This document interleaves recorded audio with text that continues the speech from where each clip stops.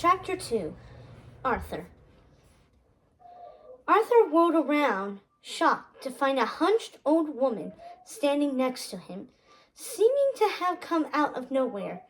She wore long purple robes and the same style of pointed hat that Merlin favored, though hers was a dark shade of violet. She leaned heavily on a wooden cane topped with an elaborate carving of a dragon's head. As Arthur gaped at her, she grinned toothily back at him as if he were a long-lost friend. And even though he was pretty positive he'd never seen her before in his life, he felt a weird shimmer of familiarity wash over him as he gazed upon her face. Who are you?" he asked, warily looking around the room. "And why is everyone but us frozen?" The woman laughed. It sounded like the tinkling of tiny bells. "That was my doing, my lord," she informed him, bobbing her head respectfully in his direction. "I wanted to speak with you privately, and they were all being so very loud." She paused, staring at him with strangely vivid purple eyes. "You don't mind, do you?" Arthur honestly wasn't sure if he should mind or not. On one hand, it wasn't right to freeze people against their wills simply to have a quieter conversation. On the other, it did give him some extra time to make a decision on the whole Saxon invader thing, which, he supposed, wasn't unwelcome. "Who are you again?" he asked. "My name is Morgan," the woman informed him. "The marvelous Morgan Le Fay. I am a wizard of some high regard. Surely you have heard of me?" She looked a little hurt to think that maybe he hadn't. Arthur felt his cheeks heat to a blush. "I'm sorry," he said. "I'm sure you're quite well known. It's just, I don't get out much, you see. In fact, before last month, I'd never gone beyond the forest savage and my foster father's place. And now I'm king. I'm that king. And now that I'm king, I'm not allowed to leave this castle." "Poor lad," the woman, Morgan, put a hand on his arm and patted him comfortingly. Arthur couldn't help noticing that even her fingernails were painted purple. "And now you're king of all England. I imagine that kind of quick change of fortune is bound to make one's head spin." "You have no idea," Arthur said with a sigh, looking out over his frozen court. "Oh, but I do. In fact, it's why I'm here, my boy." "It is?" Arthur turned back to the woman, his eyes widening. Suddenly, he put two and two together. "Wait, did Merlin send you? Is he all right? Why isn't he here? Is he still angry at me about the whole squire thing? Because I really feel bad about all that. I didn't mean to drive him away." Morgan laughed, holding up a hand to stop the barrage of questions. "Oh, my dear boy, you know Merlin. He's so flighty, so unpredictable. He wanted to be here, of course, but he had a little holiday planned. And you know how those can be. Don't cancel in time, you don't get your deposit back. And no one wants that." She gave Arthur a knowing look. Arthur swallowed hard, his mind whirling. He knew she was speaking English, but he wasn't quite sure he understood half the things she just said. But then again, that was how Merlin always talked too. Maybe it was a wizard thing. Anywho, while dear old Merlin is enjoying a little R&R in the far-off future, I'm here at his behest to take over your education. And it seems, my dear little sparrow, I've arrived just in the nick of time." She glanced out over the frozen court. "Now tell Auntie Morgan, what exactly seems to be the trouble?" Arthur sank back down on his throne, slumping his shoulders in relief. Finally, someone grown up and human. He stole a glance up at Archimedes, who was willing to listen.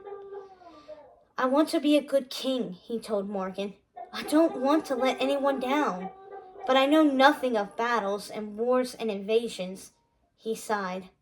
It seems the Saxons, whoever they are, will be landing on our shores shortly, and it sounds as if they'll be up to no good when they get here. But I don't know what I should do about it. Oh, that's simple, Morgan exclaimed without a pause. You blow them out of the water. Arthur looked at her, surprised. What? This was not quite what he'd been expecting her to say. Come on, isn't it obvious? We have to show these silly boys they can't just roll up to English shores without RSVPing first. It's simply not done, and quite rude to boot. RSV what? Morgan waved him off. Look, it's all very simple. You round up an army of your very best knights, and you send them down to the shores to defend your land. Show them exactly what happens when they try to rise up under our rule. Our rule? Arthur scrunched up his face. Morgan giggled. Did I say our? I meant your, of course. You are the King of England now. All because you pulled that sword from the stone. She motioned to the sword at Arthur's belt. A marvelous miracle, don't you think? I suppose, Arthur stammered, starting to feel a little uncomfortable. Oh, he's modest too. How adorable. Morgan pinched his cheeks, just a tad too hard. Then she clapped her hands. Look, all you need to do is show them who's boss, and then they won't have a leg to stand on. Literally, if you cut off their legs. She giggled. Just kidding, she added quickly, in a way that made Arthur wonder if she had been. Look, I don't want to hurt anyone, he told Morgan. I just want them to go home. Oh, they will. A few amputated limbs and everyone will take off running, she laughed. This time it sounded a bit more like a cackle. Well, not running exactly. She slapped her hand on her knee. Kidding, sorry. Sometimes I just can't help myself. Right. Arthur pressed his lips together, glancing up at Archimedes again, wishing the owl would unfreeze and help him. Maybe he could tell Arthur who this woman really was, and if she truly was a friend of his teacher's. She claimed Merlin had sent her, but she certainly had a very different way of looking at the world than his old tutor. His mind flashed back to the day Merlin had turned him into a fish. They'd been swimming along in the castle moat quite happily when a huge pike with nasty sharp teeth had started chasing them. Merlin had refused to help, telling Arthur he needed to figure it out on his own. In fact, he still remembered the wizard's words. Something about the strong wanting to conquer you, but that you could defeat them using intellect. Intellect, not violence. Because according to Merlin, brains were just as powerful as brawn. What if he could trick the Saxons? Or better yet, try to befriend them? Maybe they could avoid violence. Maybe it could even work out in everyone's favor. Having a new friend was never a bad thing. He realized Morgan was still waiting for an answer. Sitting up straighter in his throne, he cleared his throat. He had to be careful. After all, friend of Merlin's or no, she was clearly a powerful wizard. He didn't want to make her angry by dismissing her outright. She might even refuse to unfreeze his court. And then where would he be? Look, he said, it's not that I don't appreciate your advice. I really do. But in this case, I think I'm going to try something else first. Something more peaceful. He shrugged sheepishly. I'm pretty sure it's what Merlin would have wanted. Morgan's smile slipped from her face. For a moment, she looked angry. But then, just as quickly as her smile had faded, it returned. Of course, she agreed, patting him a little too hard on the shoulder. You do you. You're the king after all. You pulled the sword from the stone all by yourself. So why would you want to listen to a silly old wizard who went so far out of her way to come and help you with your troubles? Much better to imagine what Merlin would do, the cowardly cook who abandoned you to this fate. Did he even say goodbye when he left? Arthur cringed. Well, not exactly. Of course he didn't. That silly boy, Morgan snorted. Anyway, I must be going now. So much time, so little to do, she jabbered. Or is it the opposite? She tapped her finger to her chin. In any case, have fun running the kingdom all by yourself. Hope you don't get invaded and suffer a fate worse than death. She lifted her hand to a wave. Toodles! And with that, she poofed into a cloud of smoke. When it cleared, she had disappeared completely, as if she'd never been there at all. A moment later, the court erupted into sound again, everyone talking and moving as if they had no idea they'd ever been frozen at all. Perhaps they didn't. Arthur felt a shimmer of unease as he looked to the spot where Morgan had stood a moment before, now completely empty. He wondered if he'd made the right decision. Archimedes dropped down from his perch and peered at Arthur quizzically. Are you all right? He asked. You look like you've seen a ghost.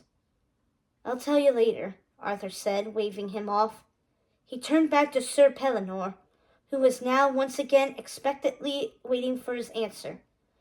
Sire, the knight queried, what do you want us to do? Arthur drew in a breath. I think we should invite the Saxons here, he blurted out before he could lose his nerve. Pellinore looked shocked. Excuse me? We will invite them to the castle, and when they come, we will throw a great feast in their honor. You want to invite our enemies to a feast? The old knight looked as if he was about to fall over. Yes, Arthur declared, feeling more and more confident about his plan as he thought about it.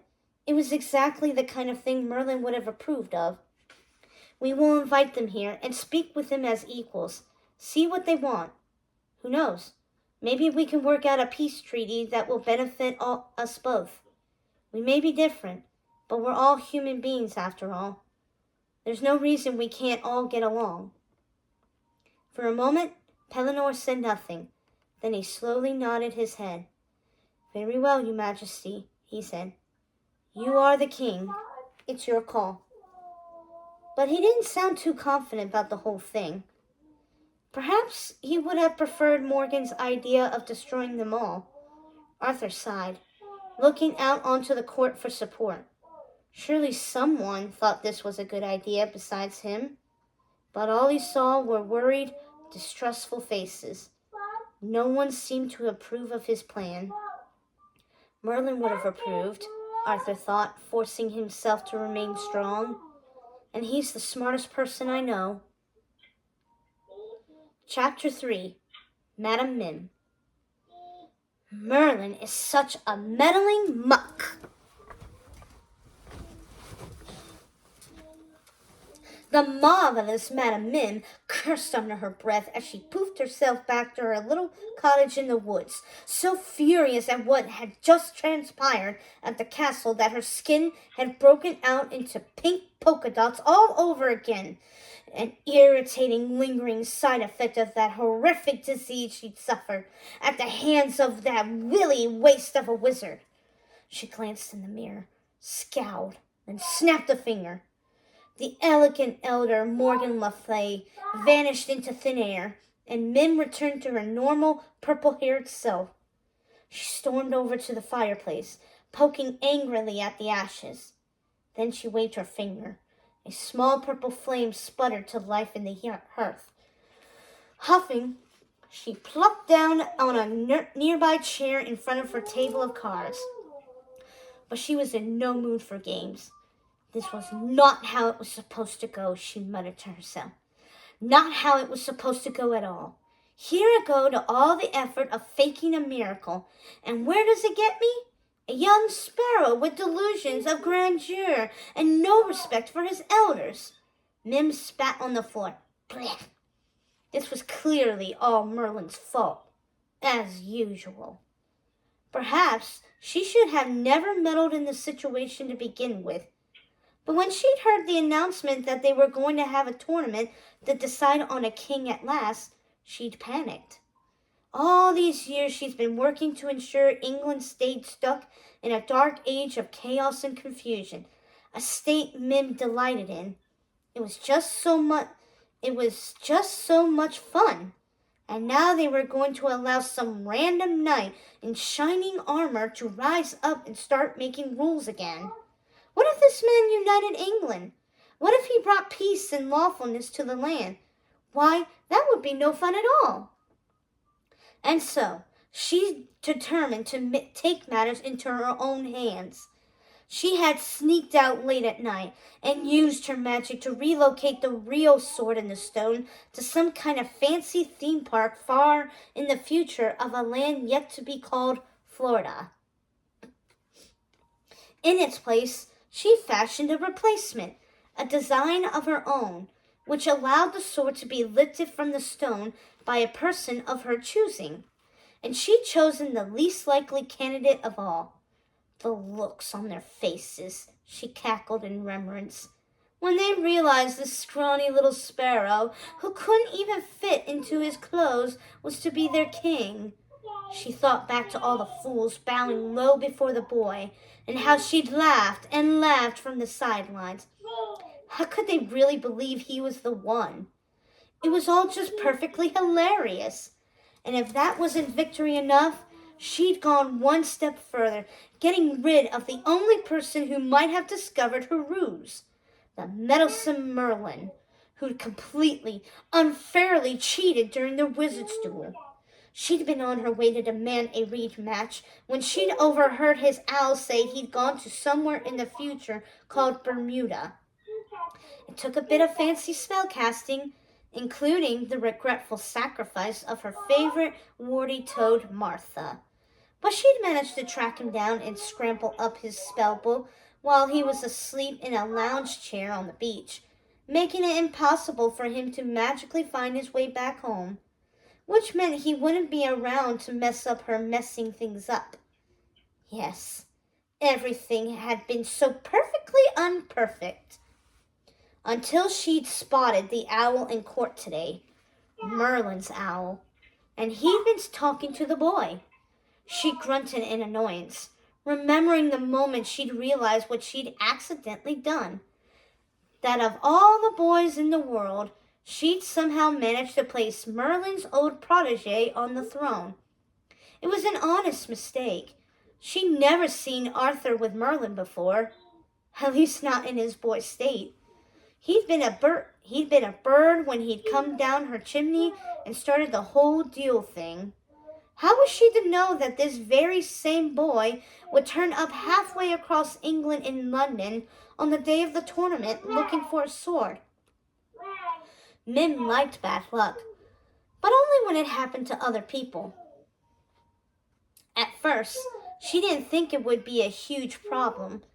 In fact, maybe it could even work out in her favor. What better way to get back at Merlin than to take over the education of his favorite pupil? With Merlin gone, Arthur would be lost, confused, scared. She could slip right in and pretend to be his friend, offering up some oh-so-wise advice that surely he would follow, relieved to have a grown-up calling the shots. She imagined with delight Merlin's horror when he finally realized what she had done, taking his very own student, the one he had risked his life in their duel to protect, and molding him into her own stooge, a fellow lover of the gruesome and grim. It would have been the best revenge she could have hoped for. Unfortunately, it had not gone so well. She scowled into the mirror, thinking back to the scene. Why, the boy had not listened to her oh-so-wise advice at all. Instead, the little boy king had some wonky idea of trying for a peaceful solution instead, which was ridiculous to say the least. After all, what young lad in medieval England wanted peace? There was no glory in that, no adventure, no dragons even. Merlin had clearly poisoned his young brain. She sighed, brushing away the pile of cards. She needed a new plan. It was too late to put someone else on the throne. It would cause far too many questions. And she was still convinced Arthur could be turned to her side. He just needed something more convincing. Or maybe someone. Someone he could grow to trust. Someone Mim could use to feed him her fun ideas and make him act on them, ensuring more and more chaos the longer his rule. An advisor, maybe? Was there a knight she could corrupt? Maybe a servant? A friend? Mother, I'm home. Mim's head shot up as her ward, Guinevere, stepped into the cottage, her arms laden with supplies she acquired at the market in town. Guinevere always insisted on buying groceries the old-fashioned way. No matter how many times Mim reminded her she could just conjure them up with magic. No muss, no fuss, and no price tag either. Let's just say being a wizard was marvelous, but didn't always pay the bills. Mim had been fostering Guinevere for the last 13 years, after borrowing her from her cradle in her parents' home back in the summer country. Mim had always thought it would be fun to have a child to teach magic to, and had somehow not managed, thus far, to produce any on her own.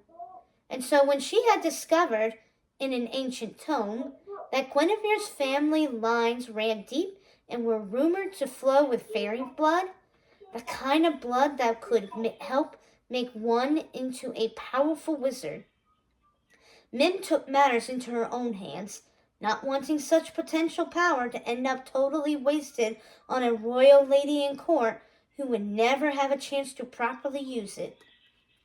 Guinevere, of course, didn't know any of these pesky little details of her unconventional adoption, a story Mim found far too boring for her liking. Instead, she told the young girl she'd rescued her from the evil wizard Merlin, who had killed her parents and tried to steal her away, which proved a much better bedtime story.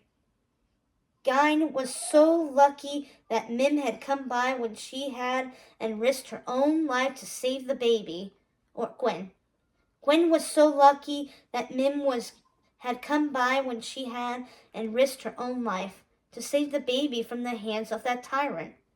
And Gwen should be eternally grateful her mother had agreed to take her in afterwards, when she had nowhere else to go.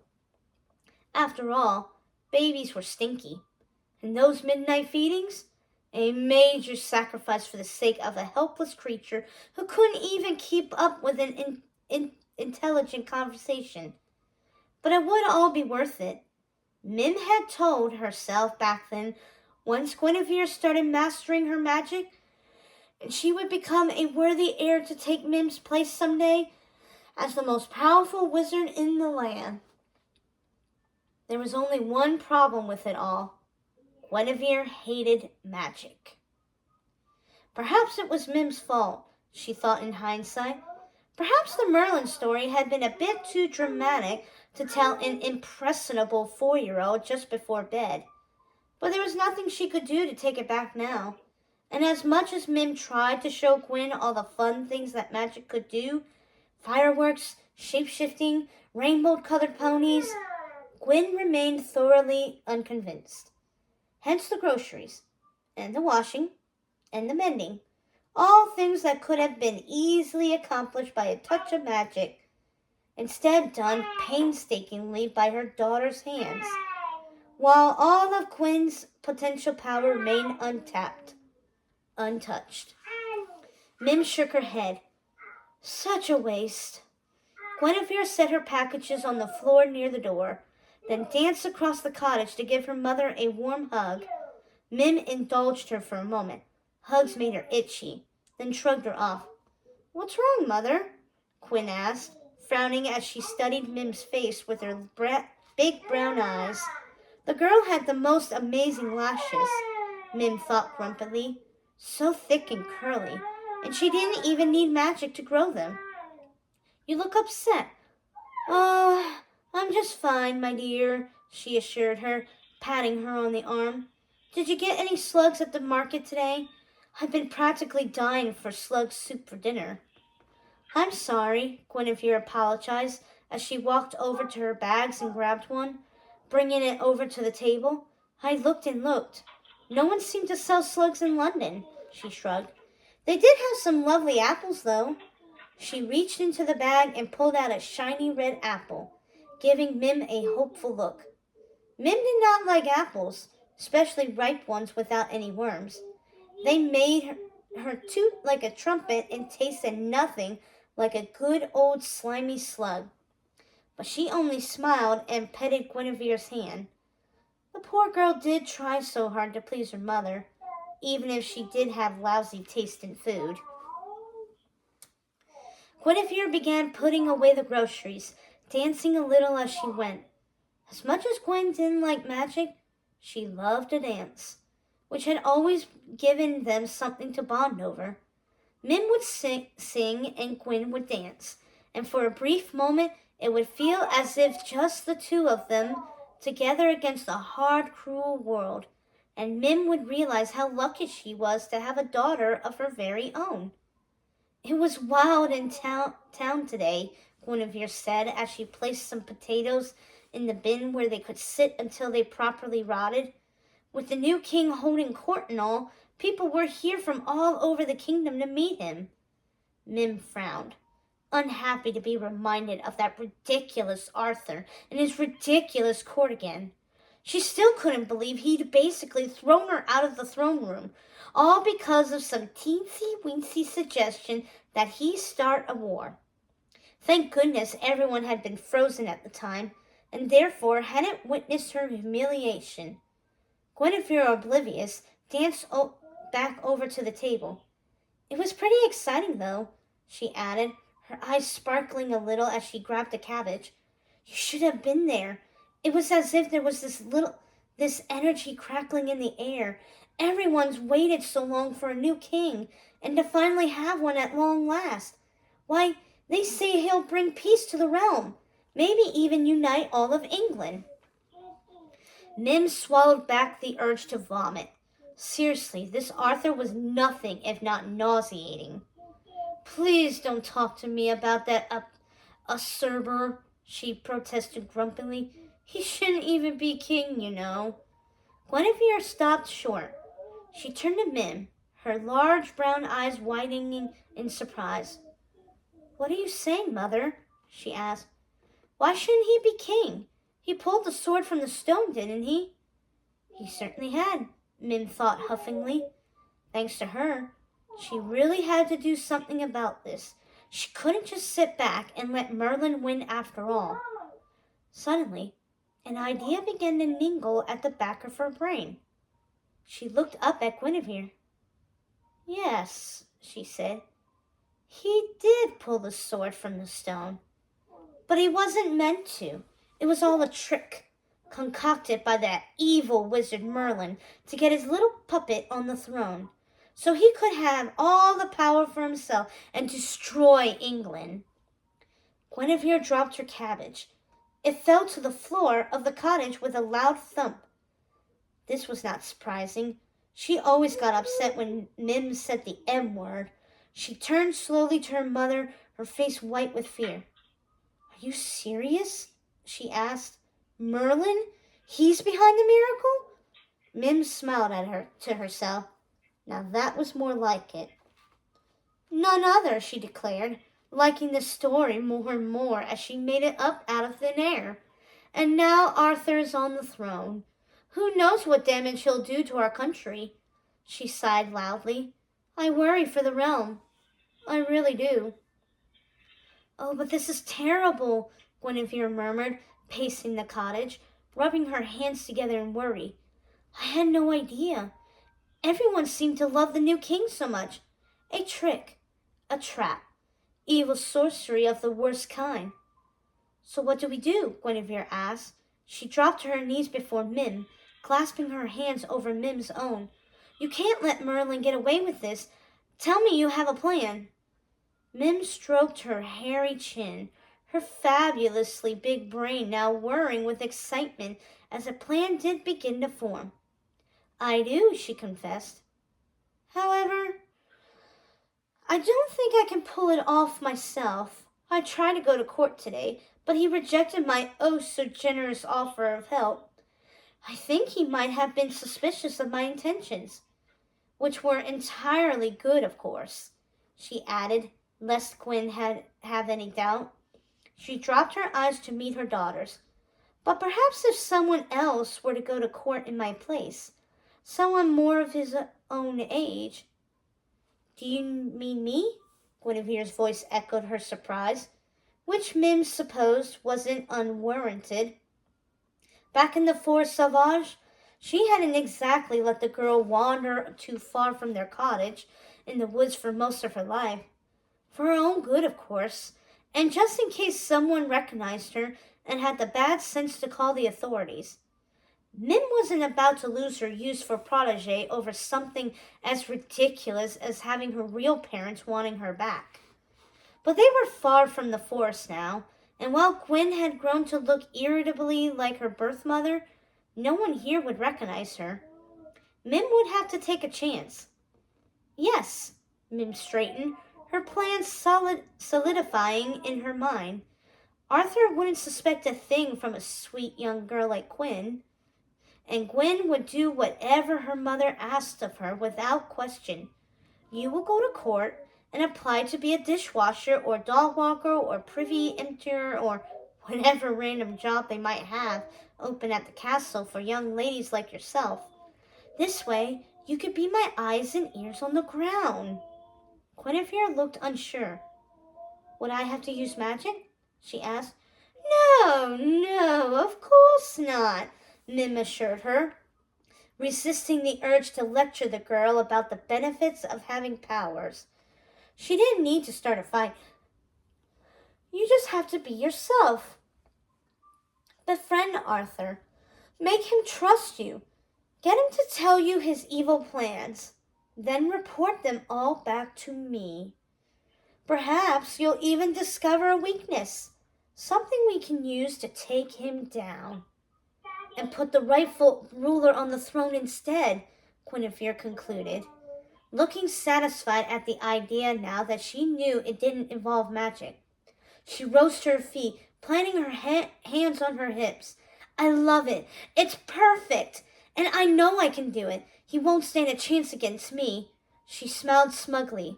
She might not be magical, but Mim had always admired her confidence. That's my girl, Mim cried, feeling suddenly so much better about everything. She leapt up from her chair, grabbing a harp and strumming the chords. Guinevere clapped her hands delighted, then broke out into a playful dance as Mim began to sing.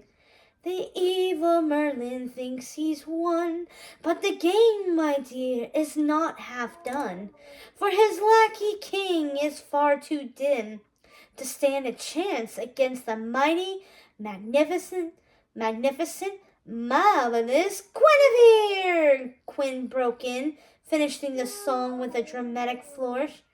Mim frowned. That doesn't exactly rhyme, she muttered a little sulkingly at her song interrupted. But Gwyn wasn't listening. She was standing in the center of the cottage, her eyes shining. Just leave it to me, Mother, she declared. I swear I won't let you down. I will do whatever it takes to put this usurper back in his rightful place. Mim couldn't help a small smile at the earnest look on her daughter's face. Yes, this was going to be great.